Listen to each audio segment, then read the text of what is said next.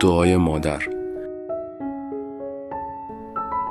ابویزید بسطامی را پرسیدند که این پایگاه به دعای مادر یافتی، این شهرت به چه یافتی؟ گفت آن را هم به دعای مادر. شبی مادر از من آب خواست، نگاه کردم در خانه آب نبود. کوزه برداشتم، به جوی رفتم و آب آوردم.